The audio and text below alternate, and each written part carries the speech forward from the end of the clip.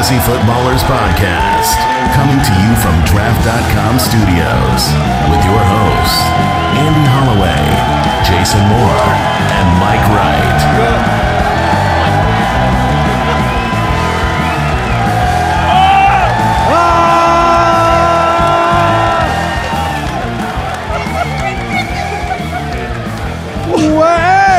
Welcome. What world is this? Live from Minneapolis, Minnesota, it's the Fantasy Footballers Podcast. We have a great show for you today. This is a live event. This is being recorded on Thursday, June 21st. The Tuesday show. There was hesitation. Yeah, it's one of those you recorded before, you don't remember when it comes out, but we're excited. We've got a live mailbag on the show today. Mm-hmm. We have fantasy legend Paul Charchian on the show today for a Minneapolis mailbag. We have Packer fans and Minnesota fans sitting in harmony. No, maybe not. No. Maybe not. Oh. Fighting. Fight. We have a food-related quick question, which are the most delicious. It's my wheelhouse. You know your stuff, and we've got a lot more. So super excited to be here. I do want to remind you, those that are listening, that want to be a part of this, that are consuming this on the live stream, that are seeing all these beautiful faces, you can be one of them. Very beautiful. Very beautiful. You can be one of them. We're going to be in Dallas with special guest Brad Evans kicking off the end. Whoa! Brad Evans, great. That's Brad. You realize that you just fueled Brad. Oh, yeah. He loves Don't that. Don't feed the noise. All right, but we're going to be with Brad kicking off the NFFC in Dallas. You can go to ballerslive.com, check that out. That is 3 weeks away. I mean, that is coming up soon. So Dallas, we're coming. Get ready. And we'll be in Philadelphia. We'll be in New York at the end of the month. And then we will be... I know. We're here right now. Is that not good enough? No. I think Don't that's more of remind a them what happened. Philadelphia thing. Too soon. Yeah, we're on to next year. And nice pandering, too. Well, this is you my switched team. back? That's your birthright? You enacted your birthright? I'm a man of the North, South, whatever. You can follow us on Twitter at the FF Ballers, which I know everybody out there does. That way you can see your beautiful faces, because we're going to take a picture after this show of this incredible crowd, and we'll tweet it out, and you can be a part of it. Well, it is quick question time. This is an important one. Compare a player, a fantasy player, to a food item, and the good and the bad. Make the comparison, Jason. Sell it. All right. This is important. Kick us off here, because food is great and also very evil, which is, look, I'm going to kick it off with a food that is a specialty of the North. Of the North. Poutine. Yeah, if you don't know what poutine is, if you're listening and you're like, did he just curse? No, poutine is delicious. It is French fries and cheese curds, and you cover that in gravy. I mean, this is a Jason Moore special. You've had that dream before. Yes, I have had that. And so I'm going to compare poutine to Amari Cooper, okay? Because you're emphasizing the poo part. Yeah, the Amari Cooper. Here's the deal. Amari Cooper should have a lot of volume, and I've never ordered poutine that came as like a little tiny side. You know, poutine comes in its own bowl and covered with gravy. He's going to get carries out of the backfield. He's going to get slot work. He's going to get outside work. Everything will be there for Cooper. They will use him in a number of different ways this season. So you like it? But at the end of eating poutine, sometimes you regret it. Sometimes you go, man, that was so much, but I shouldn't have ordered the poutine. And that's how I feel about Amari Cooper. It's like the volume's there, and it could be delicious, but I think you might end up with a few regrets. Okay. So right now you're on this side. I'm on the delicious. It looks you great. Flipped over. Yeah. So wait, is this Are you on both sides right now? I'm living on both sides with Cooper, but right now he looks delicious. And with food. Right. And with food. Yeah. Right now Mike, he looks delicious. All right. Can you top poutine? Well, probably not in taste, but the player I want to talk about, he's good. He's not. This is not a meal. This is a snack. Sure. And it's late. I need something. I want to talk about Danny Amendola. And I want to compare him to a bag of potato chips because, look, they're good. But when you open that bag, is it half empty? All air? When you open that bag, are they all smashed to pieces? Does the bottom open on accident and they fall out? But every once in a while, the fresh one? Aquarius, man. The planets align. There's only 2 smashed chips in your bag. They are salted to perfection. They are potato-y goodness. Percy Harvin. A Percy Harvin shout out? Wow. I remember that 4 games. That was, I do. He was so great. I made a great pick. But then I was hungry again. Oh. All right, I'm going to a local favorite as well that we were introduced to up here. And I'm the panderer. You're wearing a Kirk Cousins jersey. We are together. And I don't know if it'll be a popular opinion. Yeah, baseless claps. Do not cheer that man, the Zumba man. That was pretty cool, though. I need Zumba. That was winded, man. That was a workout. We know. I'm going to go with the Juicy Lucy. Okay, so I am patently pandering. But you won't like the name I bring up about it. See? And I want to talk about Alex Smith, right? You got to sell me. I know, it's a tough sell because, look, just like a normal burger, you've had them. They can be good, they can be bad, they can be fine, right? Alex Smith is fine. And then last year, there was something on the inside. There was something special. It was heart. And all of a sudden, he wasn't picking my kids up after school. He wasn't getting the vanilla ice cream at the 31 flavors. He had something special. He was throwing the ball downfield. And from a fantasy perspective, he was beating guys like Cam Newton in points per game. And he was winning people championships. And then he gets sent out to Washington in this unknown circumstance. But I think that there's something inside of Alex Smith. And I'm not putting him in the top 5 or 8 or something like that. But QB1 should not be ignored for Alex Smith because he did a whole lot last year, 4,000-plus yards. It wasn't just Tyreek Hill. He did not make his career. And people don't know what Paul Richardson's going to do and what weapons he has there. But he has enough. Jay Gruden has confidence in him. And so I think could end up with a Juicy Lucy. I think if it's a history lesson of how it went through last year, I completely agree. But this season, I think there's no cheese inside that burger. Well, that would be it might be charbroiled, like it's charred. So you're on board. It's cool. All right. Without further ado, our main event. Let's do it. Tips and tricks.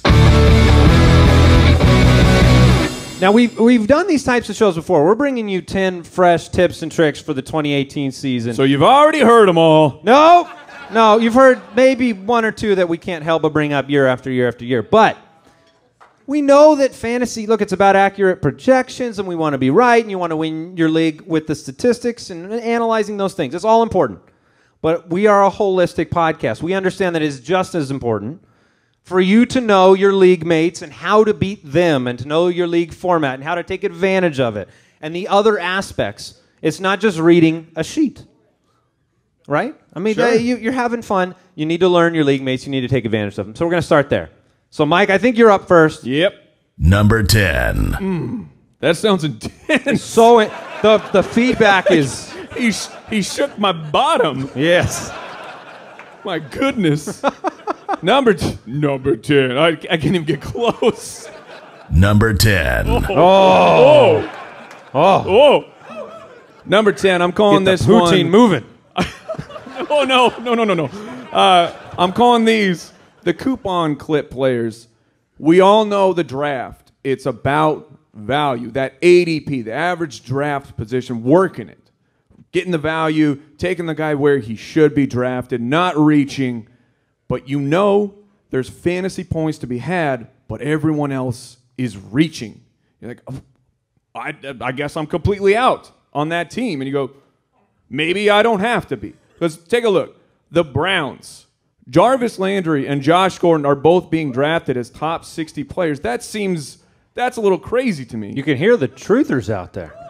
Somebody has them in a dynasty league. But been holding on for 5 years. Now's the time.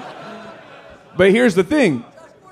Someone has to throw Josh Gordon the ball. Tyrod Taylor's not even being drafted in one quarterback leagues.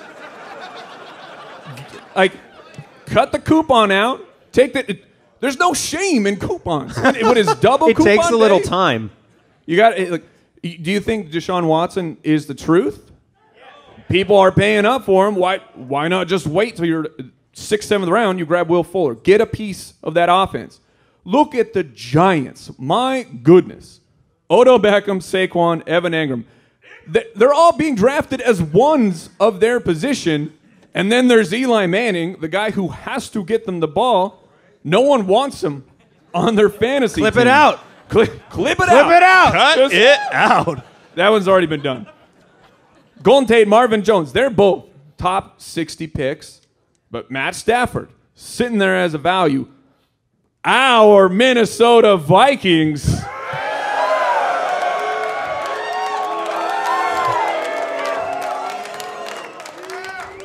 Dalvin Cook, Stephon Diggs, Adam Thielen, they're all first 3 rounds. I'm not going to argue with that. But they're all going in the first 3 rounds.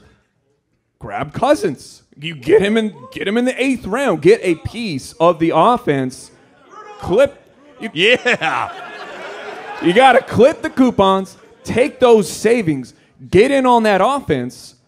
But while everyone else is Because you can't believe one thing about all these other players, right? And then not imbue that value to the other player. It's you snuck into the steak party. You got the tuxedo shirt on. You didn't pay for a rental. You got a T-shirt, and if you And you did this 2 nights ago. you spill some. I may or may not have. You can't prove. Look, moving on. That's a long story. All right. But if you get salsa on it, you're fine. No big deal. Because you paid half price because you clipped that coupon. All right. So, Yeah, you like that. Number 9. does that feel good? All right, number 9, and I'm going to bring it back to the Jarvis Landry truther and the Josh Gordon truther out there. Number 9 is this. Love hurts. Love hurts. Love scars. Love scars. So did that. What's the next words? No one knows. Here's what happens as fantasy owners, especially in dynasty and keeper leagues.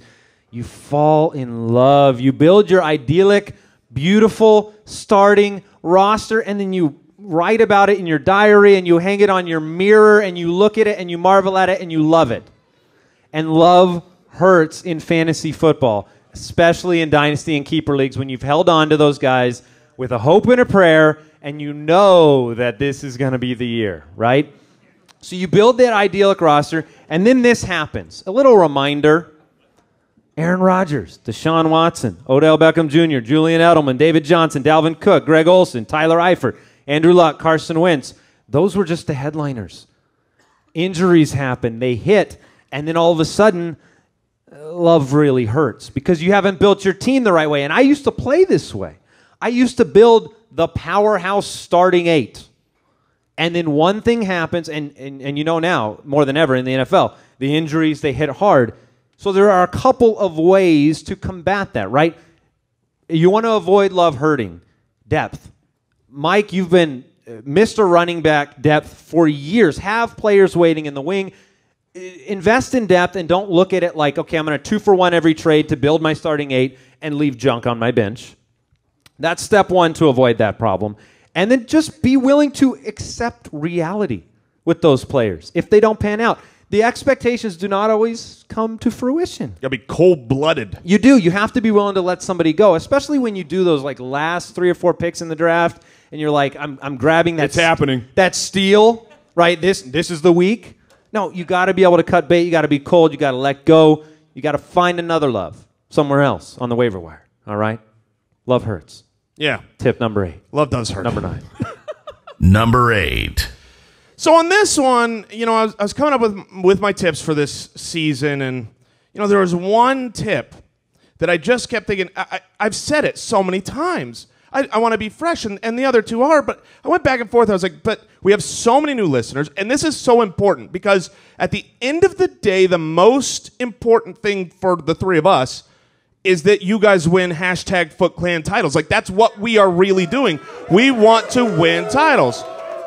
So I was like, man, should I do it? Should I not do it? That's why we don't invite him to the listener league, because that would not be possible. Right, so I decided. Oh, no. The glasses! Yeah. Oh, we got some hate blockers out there. I decided to throw on my hate blockers and say, I don't care. Okay, the tip is important. We want you to win. And you could say it with me. You don't win your championships at the draft. Unless it's best ball, in which case you totally do. Please play draft. No, so here's the reality for... Wait, are they staying on?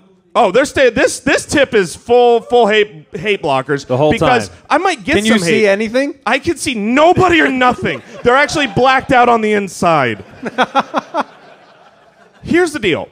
I have, every year we say this, you don't win. But the Johnny reason, Cash up here. The reason that it's so important is because there is a large faction of fantasy fans. This used to be me a long time ago. That the draft is my favorite part of the season. It's probably everyone in this room's favorite part of the Christmas. season. Yeah, draft day is my Christmas. And so, you have so much fun. You do all this research, which builds a foundation for a championship. But then as soon as the season kicks off and you get a week or 2 in, you stop paying attention. You're not, doing the same research. You're not having fun. You're not as involved because life moves on. And I'm telling you, if you do that, if that's like the route you want to take, I guarantee that you will not win the championship. It is impossible to win the championship that way. Last season, actually the last 2 years, depending on if you look at NFL or ESPN, different leagues have different guys. But over the last 2 years, 4 of the top 5 positional players that were in common on championship teams, they are lower tier players. You also have, listen to this, the number 1 and number 2 wide receivers. Okay, the wide receivers that were most common in fantasy drafts. Would you believe that it was Josh Gordon? Title games. In title games. Josh Gordon and Devin S. Scrumptious.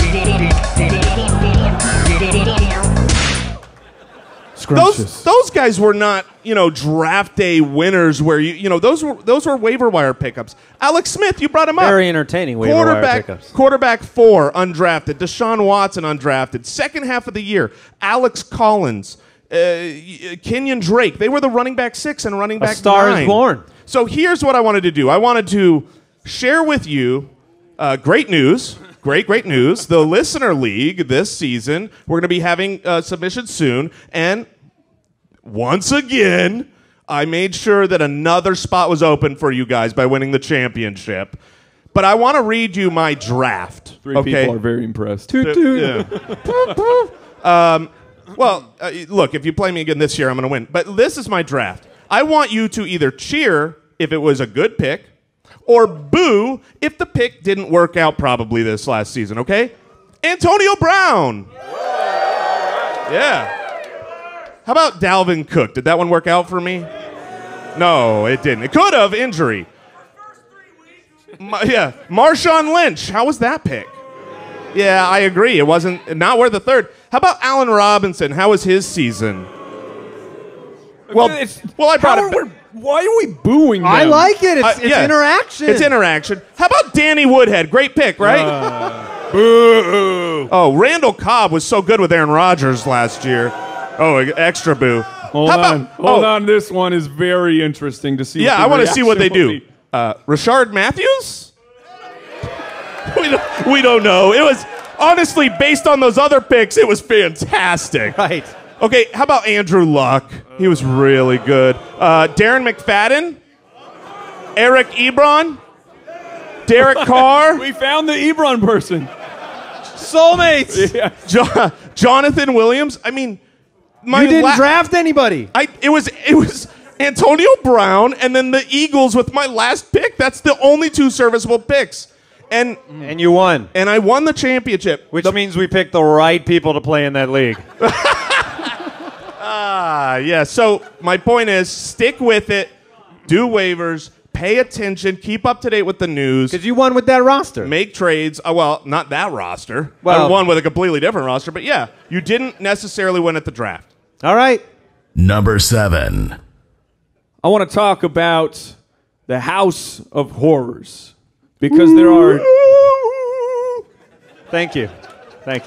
Yes, thank you. There are situations all over the NFL for fantasy that fantasy players seem to want no part of. It's the scariest thing they've seen. You can't decipher it. I want nothing to do with that. But I want to remind you that these type of situations, that's where you can find that piece of coal. You get enough pressure, boom, diamond, right? There's a little geography. Geology. Oh, yes! It wasn't me! Deal with that. That's a little geology lesson. I'm learning Jason's prescription is very strong. Yeah, I'm blind. Oh, my goodness. So these are gross situations that people want no part of. And here's what happened last year. The Green Bay running backs.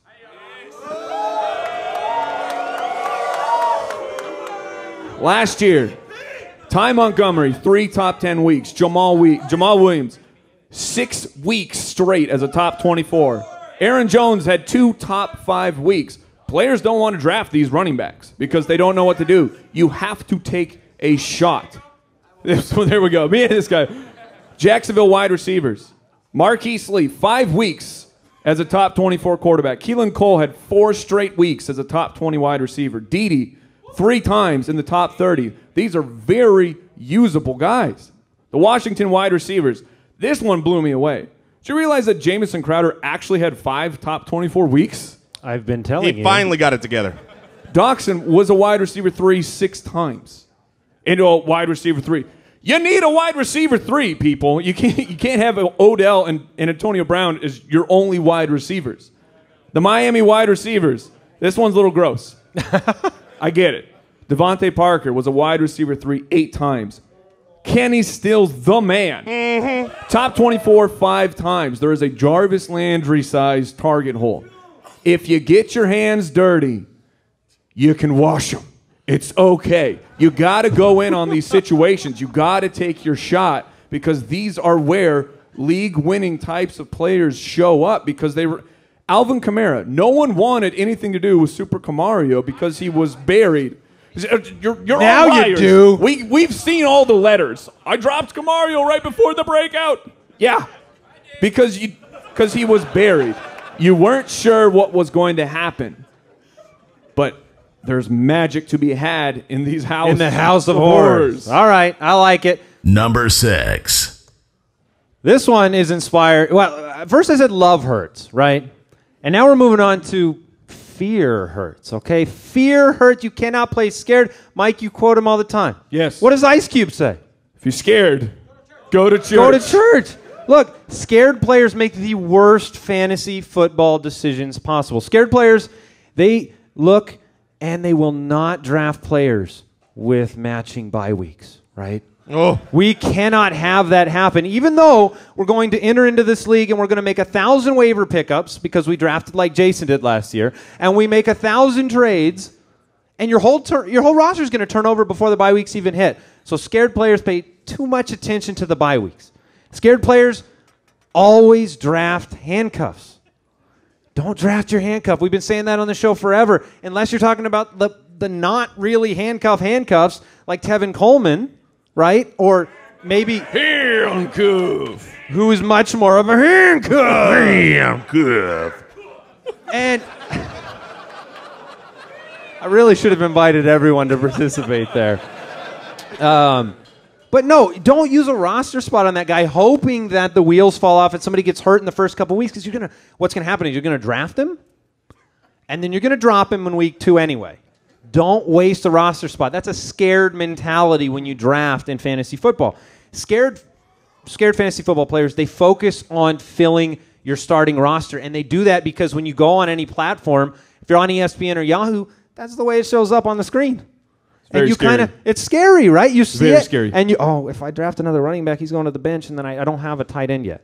And I don't have a quarterback yet. And so scared players fill that roster and then move on to the bench, and it costs you. You don't have depth. You don't have opportunities there. So you cannot play scared. Don't play scared. Fear hurts.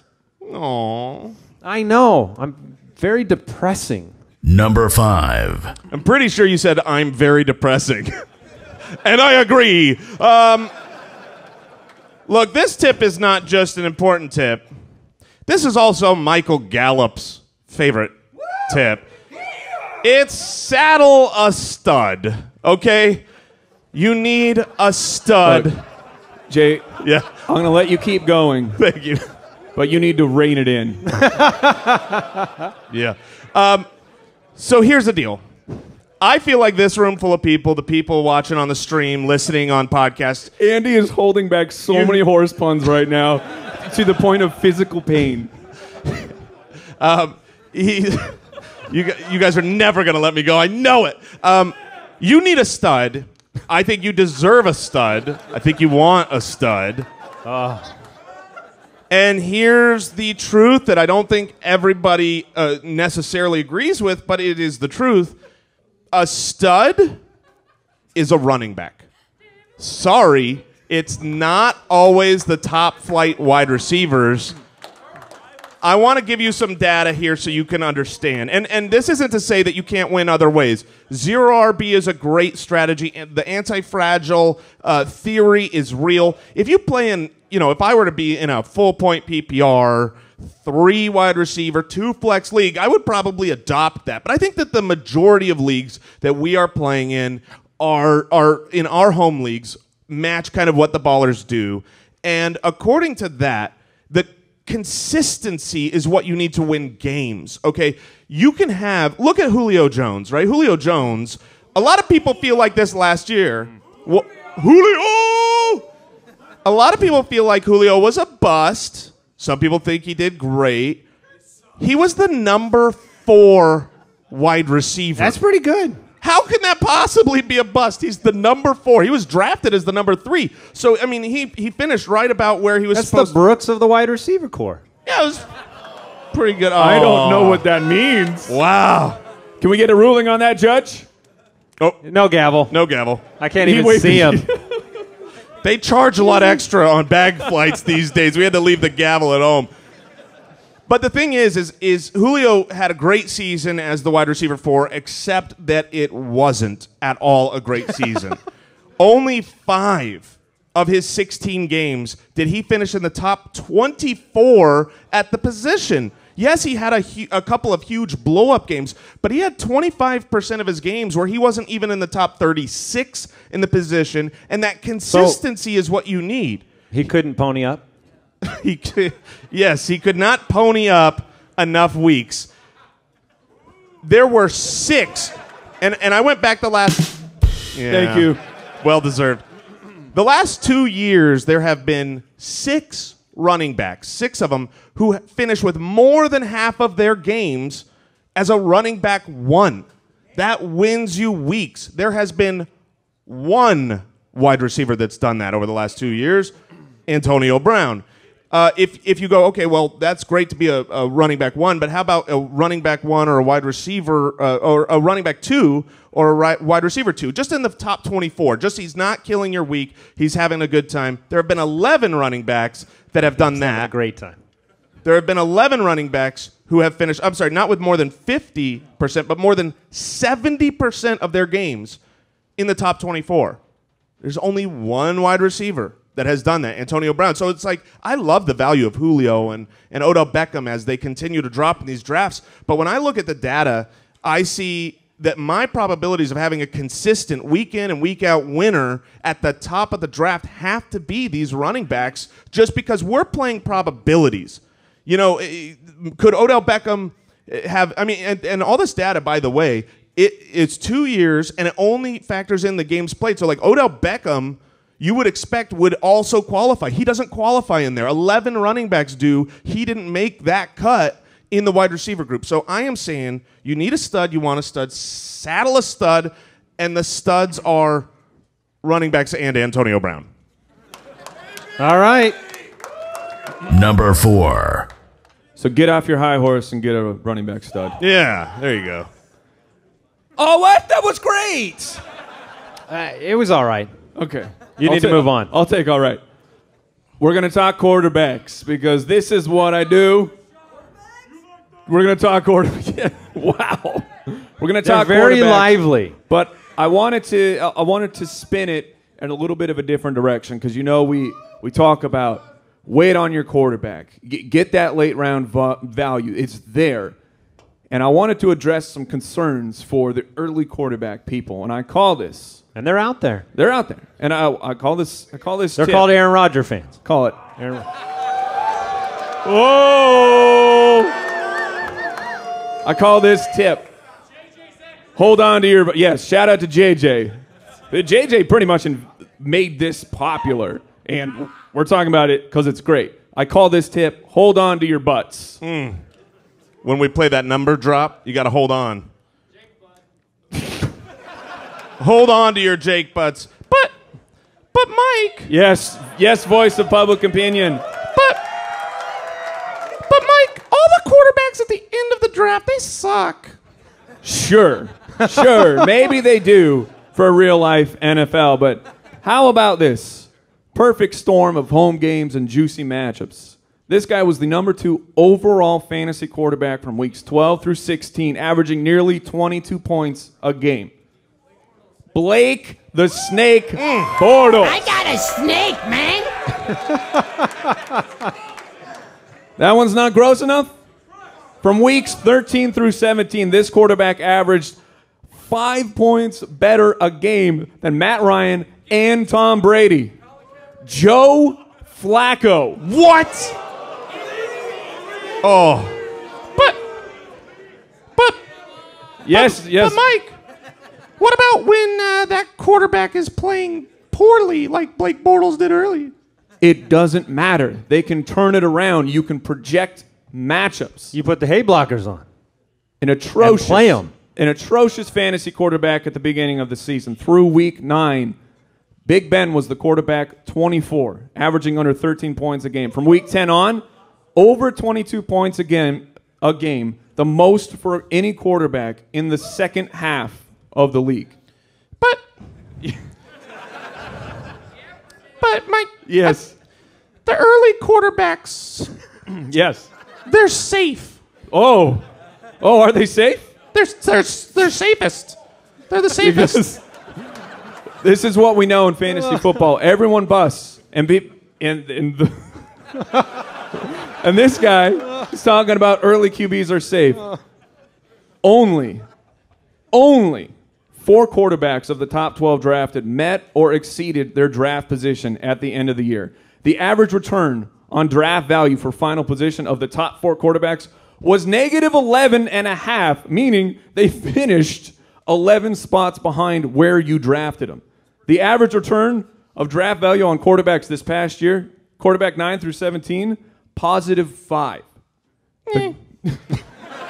Did you hear me? A negative 11. But yes. But only the elite quarterbacks put up the huge games. Oh, is that true? Yeah, I declare it. I don't recommend looking at him. It's not going to help.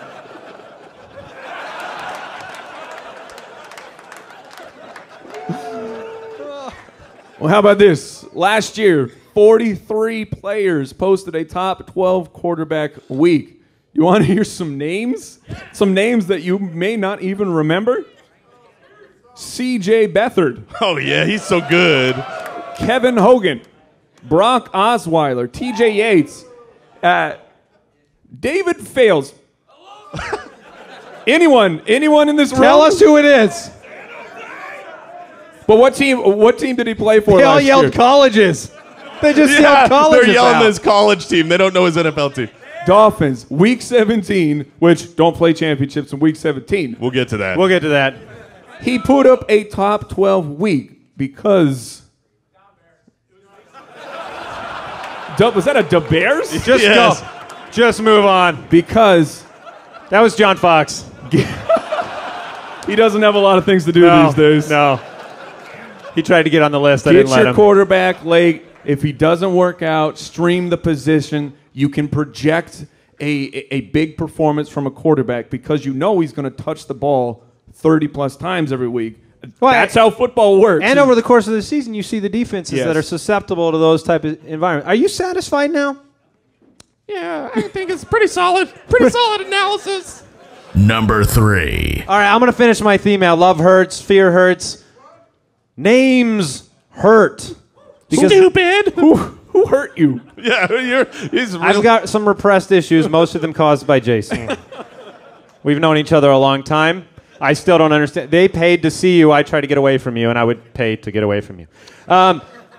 Look, big names, historically productive names, they have two things. They've got history behind them, and they have hope.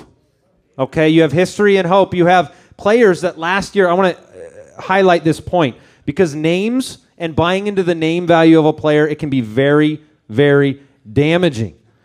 Here are first-round bursts. Give me some feedback here. First-round draft picks over the last several years. How you feel about them now? 2015, Jeremy Hill.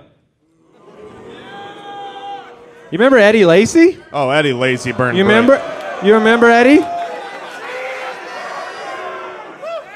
They didn't like him even more. How do you feel about C.J. Anderson now? First-round pick. It's all right. 2016, Adrian Peterson. Hey! You watch your tone. That man's a legend. Allen Robinson, after his 1,400-yard season, went in the first round the next season. How'd that season go? Not first round, right? Lamar Miller? He's the regular. Still around. He's the like fast food hamburger. If the Juicy Lucy's Alex Smith, nobody wants to touch Lamar Miller. And then last year, here were first round picks last year. How'd they do? Jay Ajayi. Great. What were you watching? Jay is now 52 years old. We have some sad news. Jordy Nelson? Yeah. DeMarco Murray? Des Bryant? They're all big names. Here's the problem with all those busts. Last year, Adrian Peterson and Brandon Marshall were fifth-round picks ahead of Jarvis Landry. Why? Because they got a name. People remember. You've got the history. You have the hope. You cannot always buy in the name. This year, overdrafted players that I'm warning people about, Jordy Nelson. Yeah, he changed teams, and the name is there. Eric Decker was another one. You followed the name around, and it didn't pay off last year. Is it going to be Martavis in Oakland? Is it going to be Crabtree in Baltimore because he had great seasons? Even guys like Tom Brady and Drew Brees, they kind of just carry along their bags filled with fantasy points, and that moves them up. Those points are no good anymore. They have a lot. Sir, your Someone card has carries been declined. them. Jeremy Maclin, this happened to him last year too. The name of Jeremy Maclin carried on to Baltimore. He's not even on a team. So what I'm saying is be careful of those names. There are a lot of names you don't know. I wouldn't go with David Fales. But Royce Freeman, Christian Kirk, Alex Collins, Will Fuller.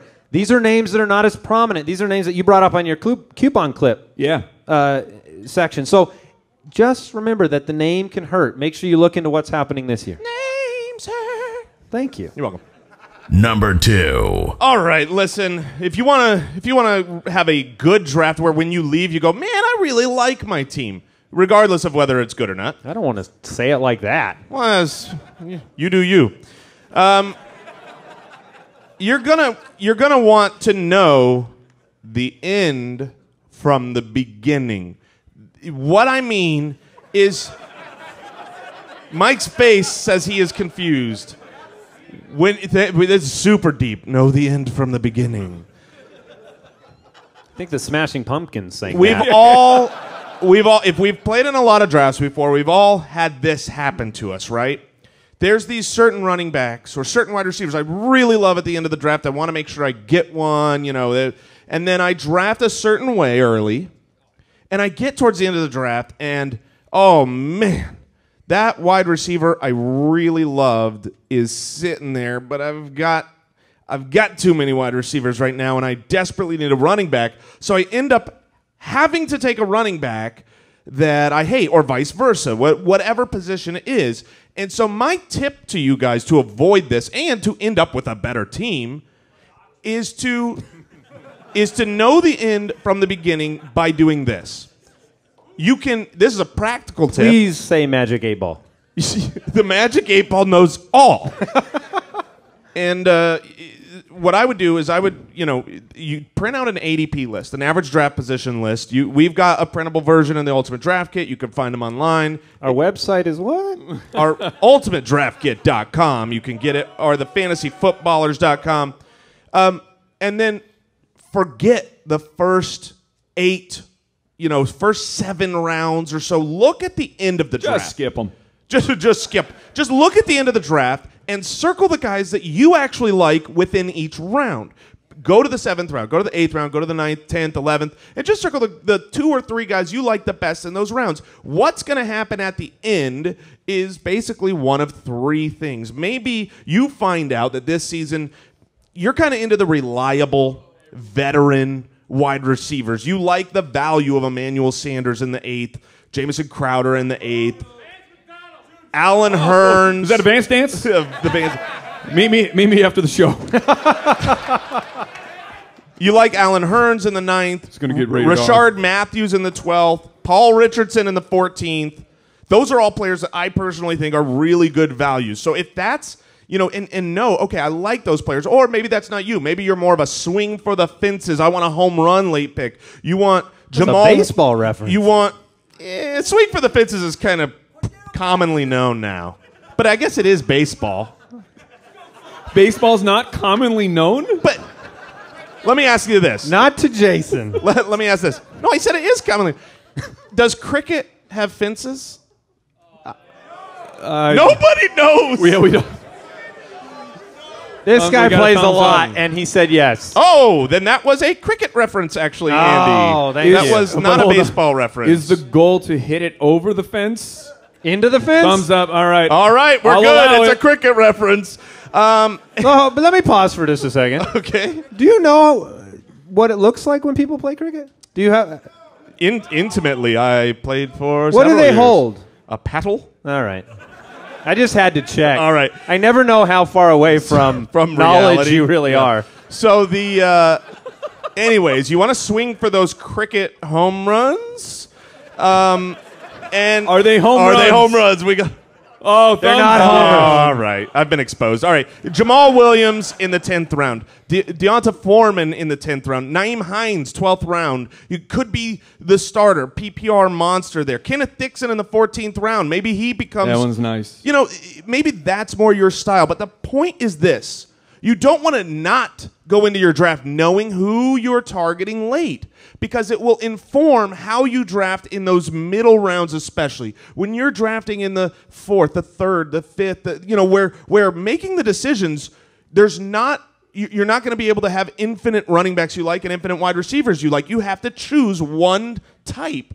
And I always prefer the drafts when I leave knowing the end. And I go, I want this guy, or this guy within this position. So therefore, I like this wide receiver and running back. I'm going the other way early. Know the end from the beginning. That's my tip to you. Impressive. It worked out in the end. What do we I got to think? clap. Do we like it? Oh, yeah. So let me try this out. In Dynasty League this year, me versus you, know the end from the beginning, withdraw now. Them fighting words. Yeah. And that trophy should be on this side. My 2 silver trophies look almost as good as your 1 gold. Thank you. All right, let's move on. Are you ready to lay this one out there? This was from... Yes. This is a big one. number 1. It's so big that it's very loud. So we got 2 tips here. This is a 2-step. Very easy. Number 1. To implement. Identify the problem. Number 2. Fix it. It's easy. Yeah. All right. It. This is about. So yeah, your job is done. This is the time of year that this advice needs to be given. We talk about this at the end of the year, but right now, you're about to head into your leagues. You're going to take this into America, into the world, and you're going. You're already in America. Well, yeah, but they're going to not the people listening at home, huh? Maybe we're an international show. They're in America too, mostly. There are the bonjours. Yeah, bonjour. Thank you, people. But you need to go to your league now and fix the problems that are broken. Fix the stupid rules in your league. Because we're tired of the emails. You play in some dumb leagues. Identify the problem. Fix it.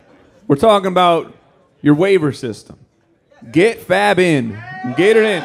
And I know it sounds like the majority of you are with us.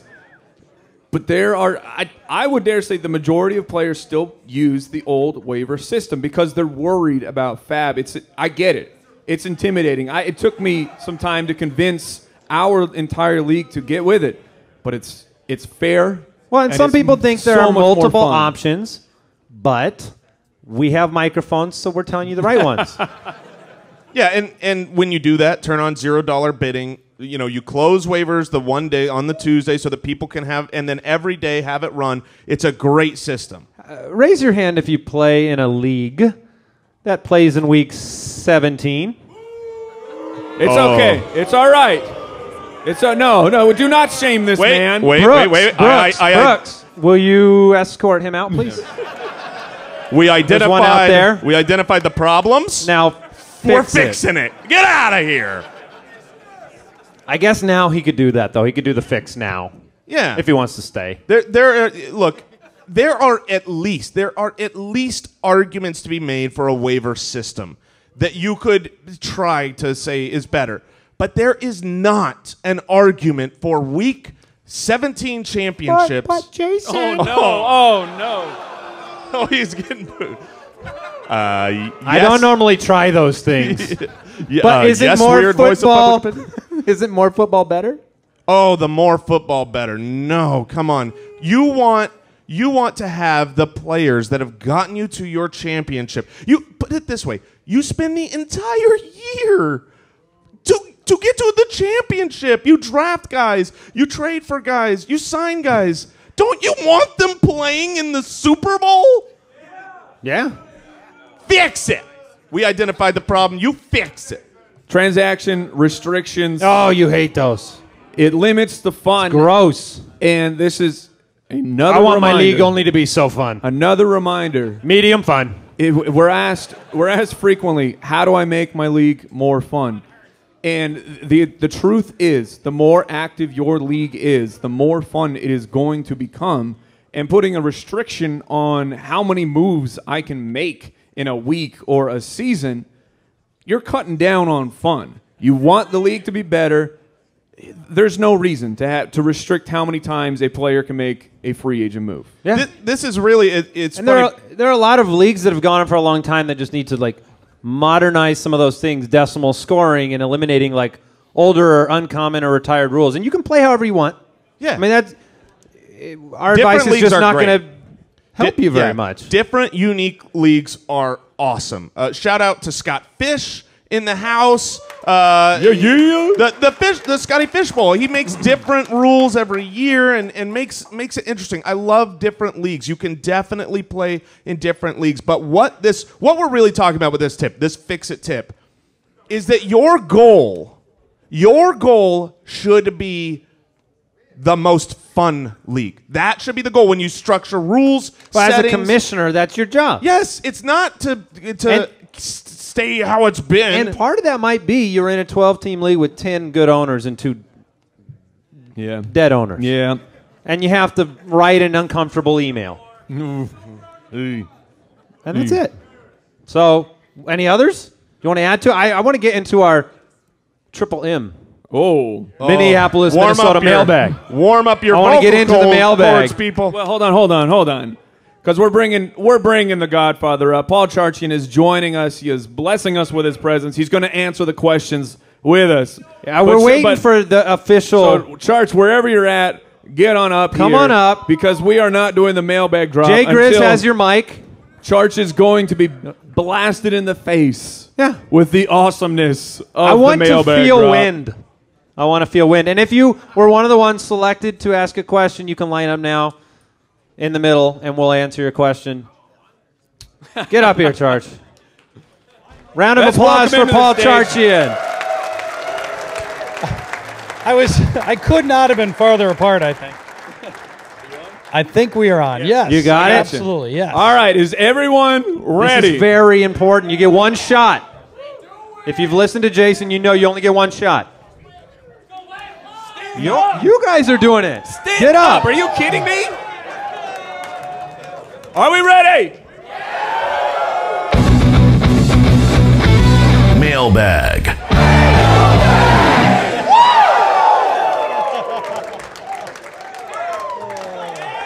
Well done. That was spectacular. the Foot Clan. Even the guy in the Week 17 league sounded good. That was incredible. Well, welcome up here, Paul. It's fantastic to be here. I love this. Let's bestow some knowledge. Does Minnesota love you guys or what? I think so. Yeah. It's been. We've been here all week. We were at the FSTA, obviously the Yeah. conference.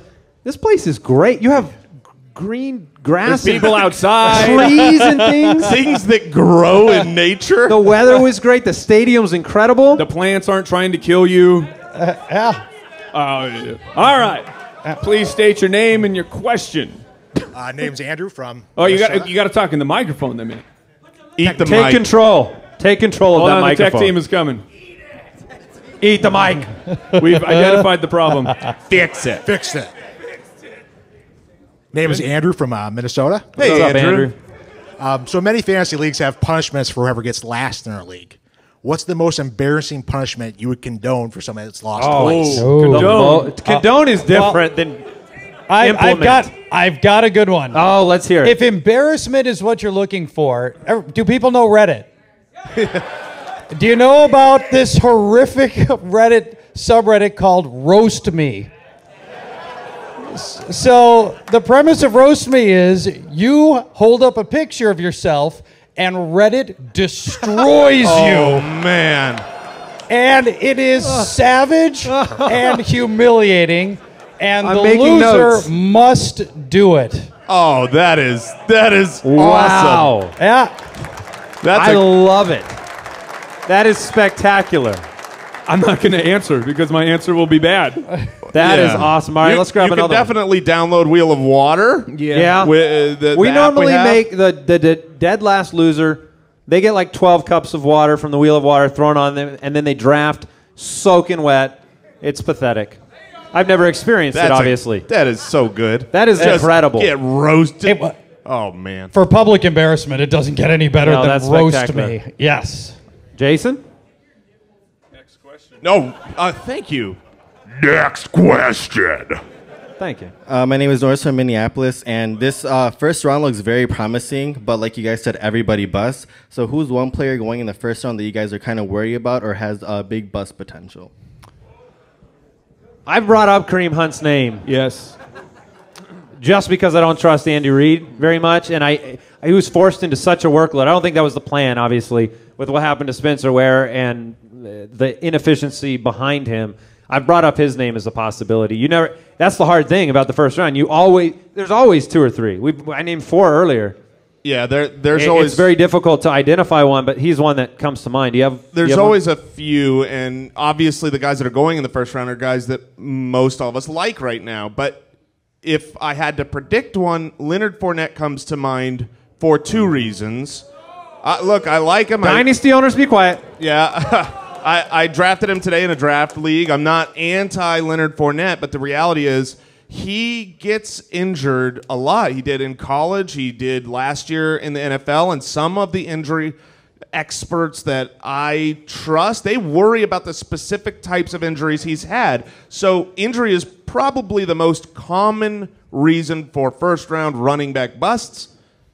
That would be where I would lean then. You got a name, Paul? Well, you took really my first two options, but just to be different maybe, and Kareem Hunt's my top guy for that. And I loved Kareem Hunt last preseason. Talked about all preseason. Spencer Ware coming back is a factor for him, and Ware was a proven goal line guy. People don't like this, and I think you guys love Saquon Barkley, and I do too. Crazy talent, but there are so many moving parts on this young team, right? New coach, new offensive coordinator, a still probably borderline terrible offensive line. Maybe it doesn't all come together in New York for Saquon Barkley to be worth that first-round pick. He was almost the one I went with because of everyone out there, he's the only one we haven't seen yet in the NFL. If Eli falters early, that could be trouble for him because the offense could just be so inefficient that it doesn't matter.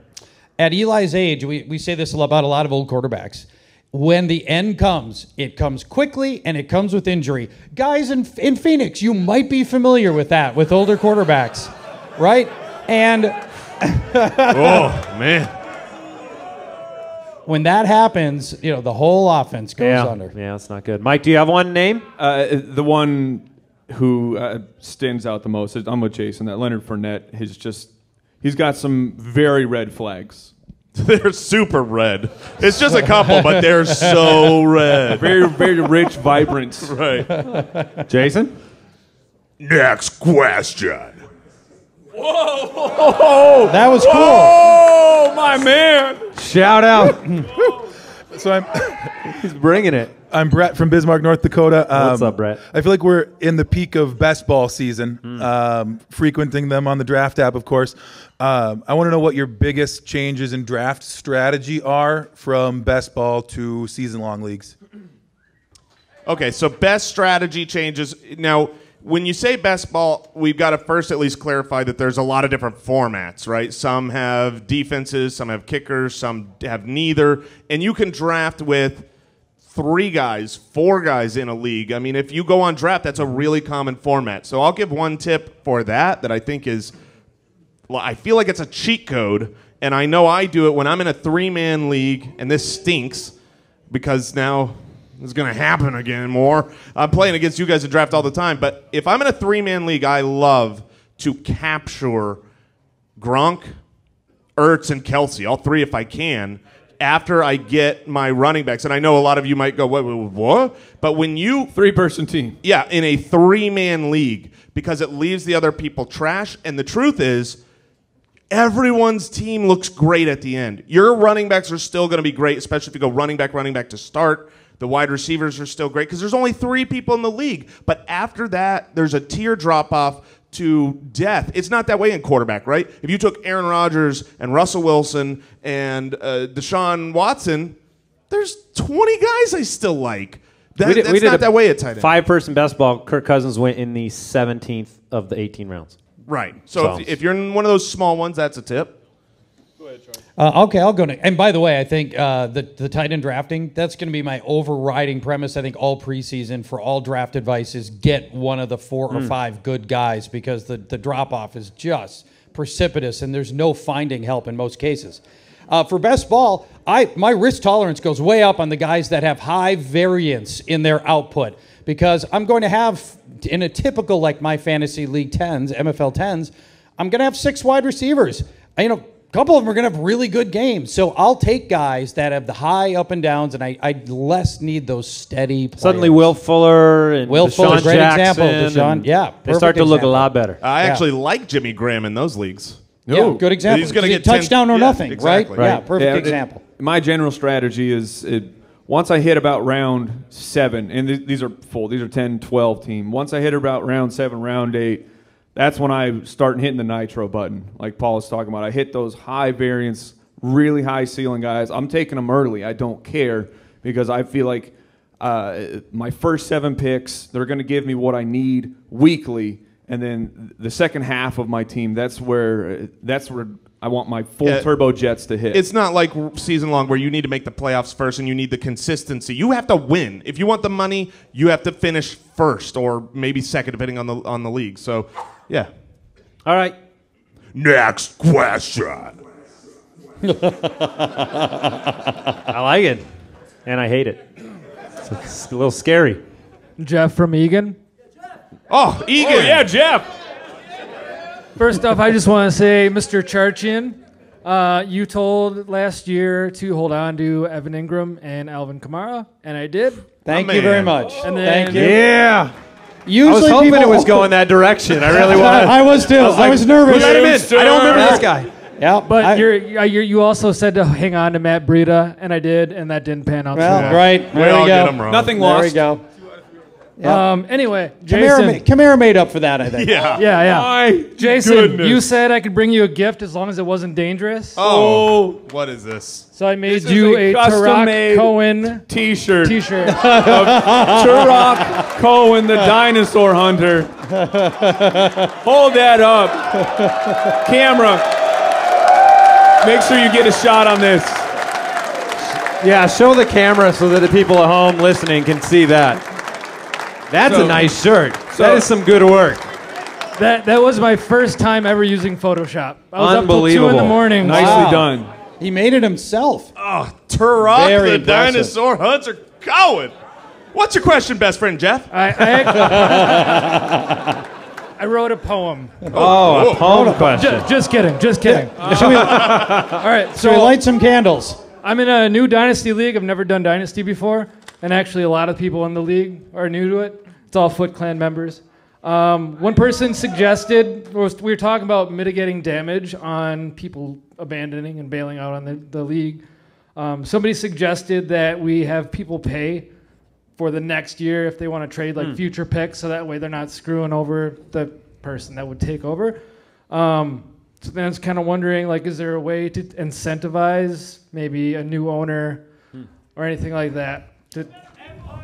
Empire League, somebody said. Thanks, guys. Can we talk yeah, about it for a second? tell us. Please do. Tell the All people. right. So this is a Dynasty League variant I devised about 5 or 6 years ago, and it solves this very problem. Here's how it works. Standard Dynasty League, Say the name of it again. an Empire League. Got it.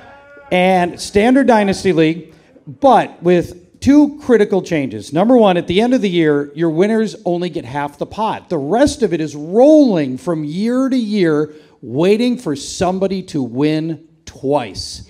When somebody goes back to back, they pay out that year, they pay out the rolling pot, The jackpot. the jackpot, and then, and this is the part I really love, the league is over.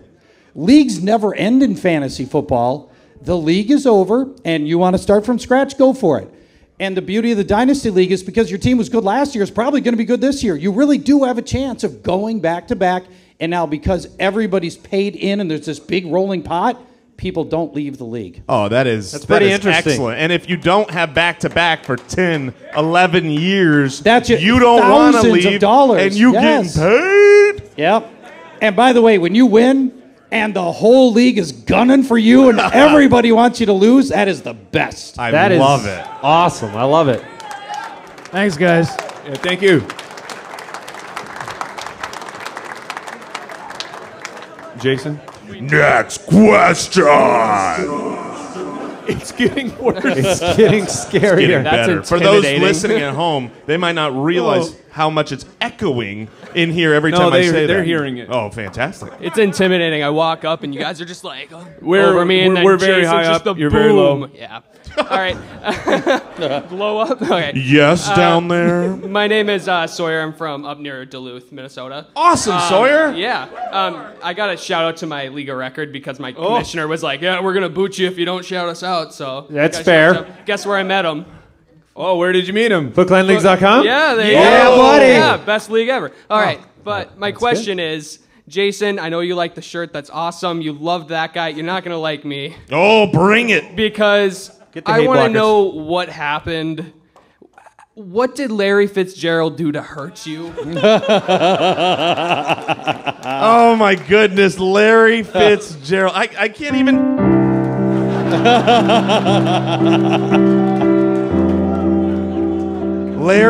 Larry Legend, Larry Pro Bowl. They like him up here, too. So what did he do to you? I've got I have something to say. We like him up here too. Oh. Now you might. I got some grief early about the Larry Fitzgerald rankings because I didn't have him in a certain spot. But here's the problem. I'm just verifying. Yeah, I wanted to make sure on our.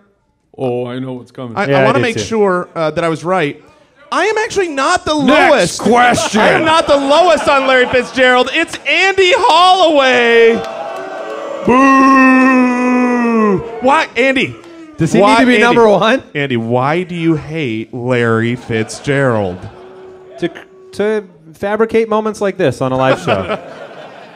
Thank you. Thanks, man. Jason moved up after all the hate, so if you email him, he'll change his rankings. That's what I want you to understand. Oh, I know this face. Oh, yeah, what's up? Next question. A face only a mother could love. Oh, I got in there. Yeah, that didn't echo very well. That was. I was insulting you and whatever. John Paul Hurley, Minneapolis. What's up, Hurley? What's Not up? a lot. Not a lot. I don't have any gifts, so I apologize. Yeah, it's all right. Next question. Here's my cell phone. Cell phone. Here, you can have this. He's giving you his cell phone. You may talk. That's all I got. All right. Which New York Football Giants player will finish the best at their position in 2018 for fantasy points? I like the way that question's worded, though, because you're thinking of it in terms of every position. Odell Beckham Jr. My answer would 100% be Odell Beckham Jr. I mean, I think he is locked in there. I think Evan Ingram could possibly regress from where he's at. Yeah. Saquon we haven't seen. Eli Nugent. Sorry, I really like him as a late pick, but I think it has to be Odell. Okay. Almost 1,400 yards and 12 touchdowns per season. I mean, when he's healthy. It's Odell Beckham. Yeah. Charch? I'll take Evan Ingram just because of the lack of competition, right? Well, he yeah, could fall into the his odds of being fall top into the five are top very four. high. Yeah, exactly. Yeah, exactly. fair enough. And there's a second part to that. Whoa! Whoa! Trick question. Which one of those guys will outperform their ADP? Oh, Eli Manning. But I'll go Eli. Yeah, I think you're it's saying Eli. out of those two guys, Saquon, Ingram, and yeah. then I'd have to go. Ooh, Jason's They're thinking. just yelling nicknames now. I need to see Well, real quick. Okay, I'll jump in for just a second while Jason tries to collect his thoughts. Rookie tight ends never do anything. What Evan Ingram just did is a once-a-decade performance. There is a chance next year he is the number one ranked tight end. I think he has got more. He's. He don't care. He'll say what. Put on the hay blockers. Yeah, put on the hate blockers. I would put them on except for the head lice issue, which Right. I want to keep that. I'm working pristine. on that. Yeah, thank you, thank you. I would agree. I think it is Evan Ingram. I wanted to see where Odell was technically ADP. He's 3. Could he finish 2 or 1? Absolutely. Yeah, but the odds aren't. I think Evan Ingram has a higher chance to outperform his ADP. Thank you. Appreciate it. Next question. Hey, ballers. My name's Chris Workman. What's up? At Worky27, Hudson, Wisconsin. It's to be expected. Yeah, Stand that's tall. what we got to do. All right, my question is on the diggity scale. Ooh. And if you're not aware of how the scale works, it is from no diggity To no doubt. all of the diggity, where no diggity is synonymous with no doubt, and all of the diggity would be all of the doubt. Of course. And in between we It's have your specialty, Mike. We're completely tracking. in between we have some diggity, a fair amount of diggity, a decent amount of diggity, Sure. etc. How confident are you with the recent news on Jameis Winston Oh. on whether or not Mike Evans will return value as a wide receiver 1 this season? That's a great We had question. so much to talk about today. We thought we were going to get into the Jameis Winston stuff on Thursday, but we should talk now. Sure. Yeah, breaking news. Breaking news. Jameis Winston has been suspended for 3 games for some bad behavior. He was a naughty boy, and he got suspended 3 games. Now, I'm sure he will appeal. It won't change, probably. Maybe it goes down to 2. I mean, but let's talk principally. Do you believe that damages the skill position players around him enough, with Ryan Fitzpatrick managing to find himself in a starting role again? It's Ryan Fitz magic time, and while he's a gunslinger, he recently was not very efficient targeting Mike Evans. It was pretty ugly. You saw a bump for Deshaun Jackson. So it's 3 games. I bet I'm going to project that Mike Evans will actually take a slight dip, and he's already kind of on that cusp of a 1-2. So I think by the time redraft season is really going, he's going to be a wide receiver 2, and then I'll still be confident that he's going to return value. What about Rojo? Ronald Jones. He wants to know about. He wants to know about the bust. Yeah, Ronald Jones is a bust.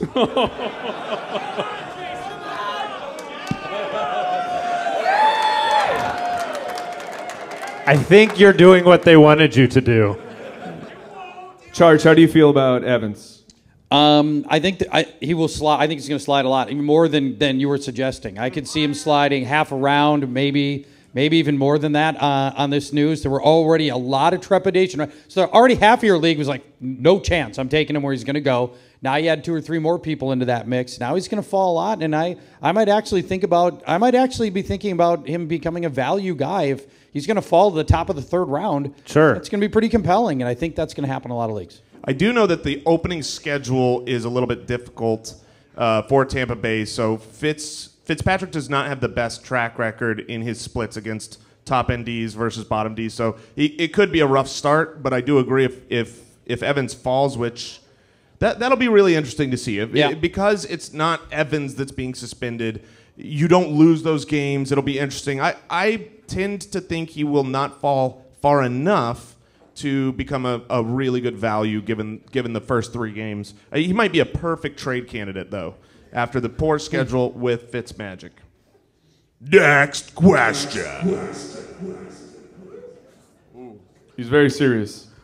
This mic was... I did not anticipate how tall this mic would be. You must be this tall to answer a question. First of all...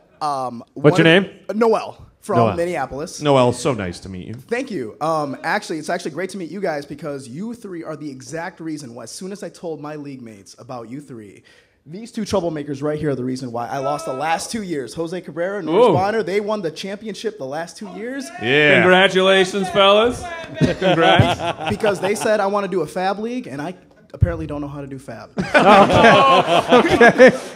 No, my question for you guys is for our league. We took actually inspiration from you 3, where we actually do a podcast for our own league. Love it. Awesome. And one of the things I wanted to ask was, when you guys talk about, or when you did the show for your own league, what were the things that you talked about? What did you keep interesting to keep your league engaged?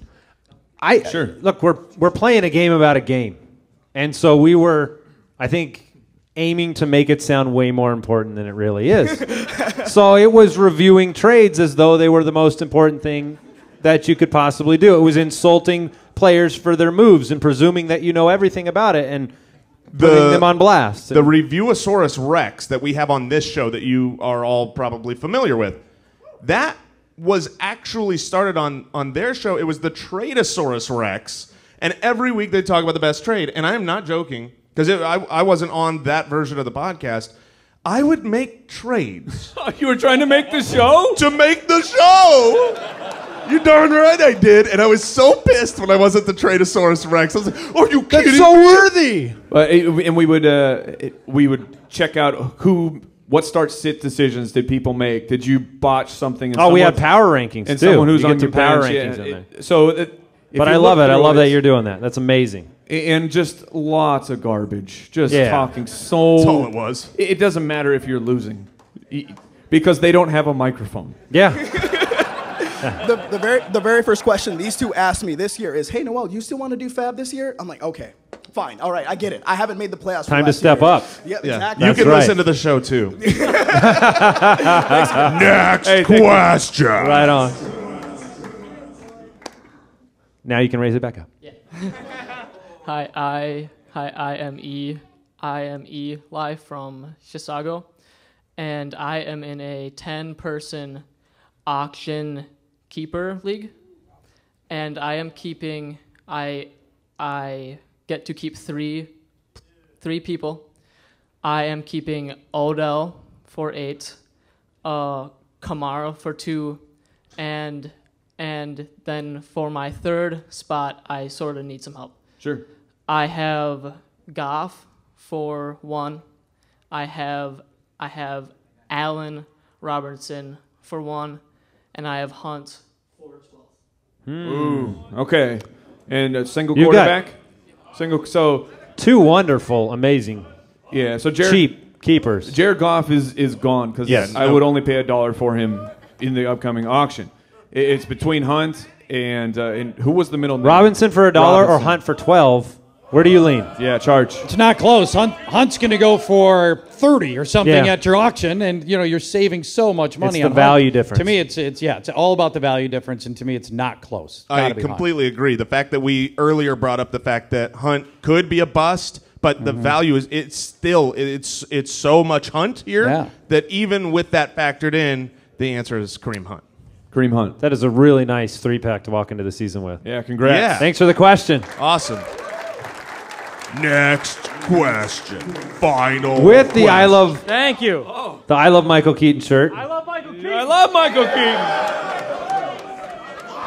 I found a pair of overalls in the dumpster last year that said Mike Evans and Charch. I think they were yours. So Bodied. local angle. My question is actually a question of the heart and the head. So I have players that with my heart I want to take, and with my head I know it's not a good idea. Jerick McKinnon, my heart says yes, my head says no. And then there's a guy in Buffalo named Calvin Benjamin, where my head says yes, but my heart says no. Ooh. So my question is, who are your heart and head players? Ah, okay. Fantasy footballer. I was going to say my bowels say yes to Kelvin Benjamin. I did the Vance dance earlier, so give it to me straight. Sure. So heart and head players. Do you guys have someone on the top? I'll take somebody off the top of my mind. Sony Michel is an awesome player, and I think he can be a phenomenal back. But he's a Patriots runner. So you want to ignore that part of it. Yeah, my heart is like, I'm all in on this guy. And you watch all his college film, and he's devastating opponents. But he's going to be a Patriots running back. And we all know how hard it is to figure out which guy, which game. And so my head says no. My heart says, Sony Michel, I want to spoon you. Oh my. Oh my. A player I'm going to throw out who was one of my favorite running backs through the draft process. And then a team made it a little bit more difficult because they traded up to get him in the second round. I apologize for doing this to you, Jason. But Kerryon Johnson is my heart and head player because my heart tells me that what I saw from Kerryon Johnson was a really freaking good running back. And that offensive line is far more improved than people truly realize. But LeGarrette Blount is still there. He was still a factor this past season. They already have a dedicated pass-catching running back. Can Kerryon Johnson really take over a workhorse or just even a majority role on that team? So my head's telling me I'm out. Yeah, it's Josh Gordon for me. Oh, it's Josh Gordon because you see, not only does he, have all the tools, but he's also produced before. And then I have to realize where he's at. I have to realize that Tyrod Taylor and the yardage, it doesn't stack up to what I hope for. I'll probably still draft him. To me, it's a guy I loved coming out of college. I loved having him last year. My heart is all in on Kenyon Drake. I just love his talent. My head says he's not going to get the ball enough for where he's being drafted. So he is a true heart versus head guy that I I want to draft him, and I'm not going to. I think that answers another question, which I tend to at the end lean to my head over my heart. Which one of your body parts liked Kelvin Benjamin? You're right. Not my torso. Not my torso. Yeah, just follow everything a different else but the torso. body part. Oh man, that could have gone bad. All right, next. This guy's the best. Thank you. Next question. Hey, I'm Dan from Big Lake. What's up, Dan? I lost Hunter Henry for the year. I was wondering if you guys had somebody outside the top 15 to maybe target. I'm going to bring a name up. Yeah, outside the top 15. Dynasty? Austin Safarian-Jenkins. Yes, that's where I was going. In Jacksonville. Yeah, I think last year we wanted to see a little bit more. He ended up being a guy that didn't stretch the field, but he's a really good player. He's still super young. A lot of good reports on ASJ in Jacksonville. And the way that the depth chart at the wide receiver position is shaking out, we don't really know. I mean, Marquise Lee was really bad from a metric perspective last year. He's not necessarily a one. I think ASJ could have a very important role. And Mercedes Lewis was not a ASJ type of talent and still ended up in the end zone from time to time. So I think that ASJ is a target way outside the bounds of the top 15. You guys? No, yeah, Trey, but Trey Boo Boo's he's like an 8th round pick right now. Yeah, he's going early. My favorite tight end sleeper. Yeah. He made you remove your pants and you did the Vance dance last year in the playoffs. I love him. Not during the season. His name is Vance McDonald. There Thank you go. Jason. You're welcome. There's already very positive reports coming from beat reporters for the Steelers. They're talking him up already that they're going to feature him in the offense. So I'm very excited. Their coaches are here. They're screaming that they're going to do it. So. Charge, who's your let me ask you guys. Anything to Ricky Seals-Jones in year 2? I almost went Ricky Seals. Yeah, sure. There we go. Oh no! Yes, it has happened. I knew that one day I would grow up and work really hard and sit on a stage and have seal noises made of me. And I did it. There were flashes of real signs of development for him, and then he disappeared for a game, and get no catches, he's no a targets. Pass catcher. That's what he is. He can catch the ball. So I think they talk about featuring him, they talk about using him. He's a good outside the top 15 name. Monitor Jermaine Gresham. That's what it's about. Is Gresham going to be ready for the beginning of the season? I don't think he will. He probably won't. Yeah, I don't think he's going to be ready for the beginning of the season. And the combination between Christian Kirk and Ricky Seals-Jones, college teammates, they're working out together. They're involved in this offense. Every coaching staff. Yeah, I really like that. All right, we have one final question coming in. Thank you. Thank you very much. You, Samuel? Samuel Bennett has the last question, and Samuel is actually, not only is it his birthday. What? Which we found out after he won this. Oh, happy birthday! Wow. He was the official winner of the autographed Adam Thielen. I'm going to give it to you right now. Stefan Diggs helmet. Look at that. Oh, he takes his hat off. He's going to try to put it on, the replica helmet. Good luck. I wouldn't. What is this? Oh. He's got gifts for us. These are spectacular. Minnesota nice. Minnesota nice. Wow. Yes, you. Well, you can't play in it. You don't get to become them. But you have our final question, and congratulations. We're giving away an autographed piece of memorabilia at each of our shows, courtesy of Pristine Auction. So congratulations and happy birthday. And thank you. So, I just started a little small business. That's my shameless shout Into the mic. Turn the mic up. Taller than other people. You even gave Josh some love. That's nice. Wow. He's the one who answered the email. Yeah. So, asking for a friend. Of course. Of course. Of course. And you can't say... It's going to be good. You can't say Jimmy GQ. Mm-hmm. Who's the sexiest NFL player? Oh. You've come to the right place. Tyler Eifert, he's not sustaining these You can't say Jimmy GQ. Eifert's let you down in the performance department. Well, does this I didn't know. I went with it. It's all the eyes. I'm Eric Decker's a free agent. Yeah, that's where I was going to go. Does the player have to be on an NFL team? Well, and Julian Edelman got suspended Are there who's still playing football? If you're really good looking, you just go, I'm done with this. The sexiest players are the ones that score the most points. So clearly this question has to be fielded by our esteemed guest, Paul Charchian. No chance. Yeah. I don't know. I guess those are the most common characters. I mean, the beard, Julian Edelman's beard is just... You are an admirer. It takes him over the top. Yeah. Nick Mangold. Oh! Former NFL center. Give yourself a round of applause. Thank you so much for the questions. Thank you so much for being here. Thank you to the Cedar for hosting this fine event. Thank you to Paul Charchian for being our esteemed guest. Thank you to Draft for sponsoring these live events. Thanks to Damon Brooks in the back. A shout out. The judge! And be sure to check out draft.com/ballers. Play some best ball. And thank you so much. We will see you on Thursday. We'll see you on Thursday. If we can survive this madness, thank you so much. We love you all. Thank you for listening to another episode of the Fantasy Footballers Podcast. Join our fantasy football community on jointhefoot.com and follow us on Twitter @TheFFBallers.